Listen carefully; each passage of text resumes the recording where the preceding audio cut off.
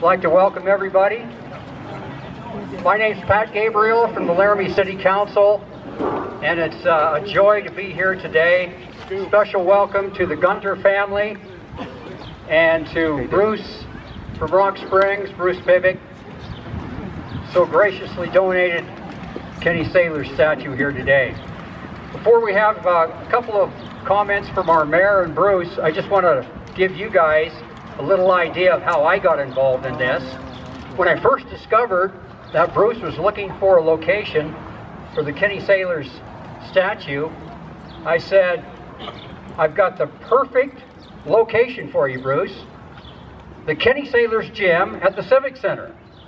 Several years ago, we dedicated the North Gym at the Civic Center to Kenny, where he took his first competitive jump shot. It was also on the 29th, like it is today, but it was April 29th of 2015. So I'm not sure of the significance of the 29th, but here we are. But that particular night was a magical night indeed. We had coaching staff from UW there, a lot of special people that Kenny knew, and he sat down after all the speakers in about 30 minutes and just talked about basketball, how he invented the jump shot, his days at the high school, UW, national championship team. And it was just one of those nights one will never forget. So once I found out that Bruce was looking for a location, I said, here it is. No doubt about it, the Civic Center. So Bruce said, hey, that sounds like a good idea. So he came down, it was a couple of weeks, and looked at it. Civic Center is a little bit confined with location. There's not a whole lot of area around the Civic Center.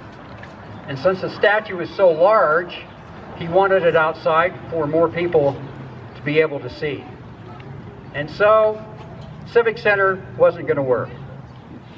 So Bruce took a little tour around the city and saw Washington Park. And that same day, he sent me a message and said, I like Washington Park. This would be a perfect location for the statue. How can we get this done? And I said, let's see what we can do. I mean, we need a location for this statue. We'll do the best we can. So we worked with the mayor, through the council, through Todd Feeser in the Park and Recs Department, and here we are today. And I'm so pleased that everybody's come out and we have this beautiful statue to unveil here shortly. So those are my comments. I would like to have Mayor Andrea Summerville come up to say a few words. Thank you very much, Councilor Gabriel. I'll keep my comments really short, but we're here today because this is a community effort. We're here today not for one person or one group, but because this is a true community effort. And what we're doing here today is helping to pass on the legacy and the legends that are part of this community and frankly part of this state. As you'll see over here, I have kind of a gaggle of kids with me today. Some of them I'm related to, some of them I'm not.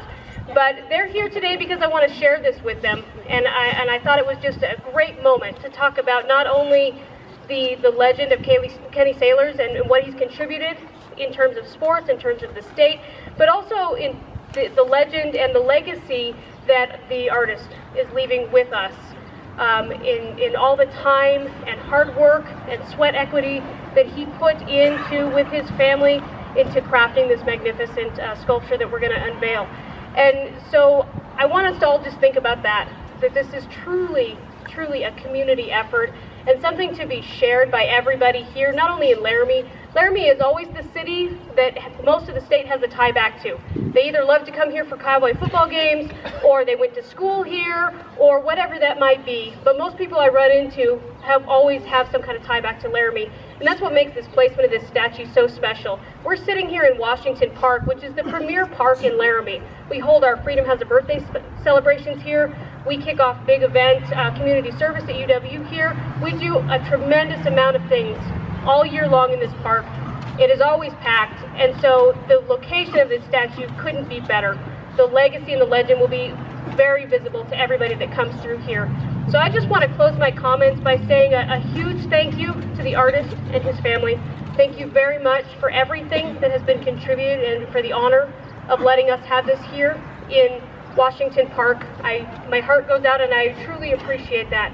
I want to say thank you so much to the Laramie City Council. We have several other council members with us. We have Councilor Shumway, Councilor Hanson, Councilor Palikas, that are all here, and this wouldn't be possible without the Laramie City Council signing on, not only to receive the donation and to be receptive to it, but to approve the Laramie Public Art Plan, which really laid the groundwork for donations like this to be installed into our community so we can enhance our entire community.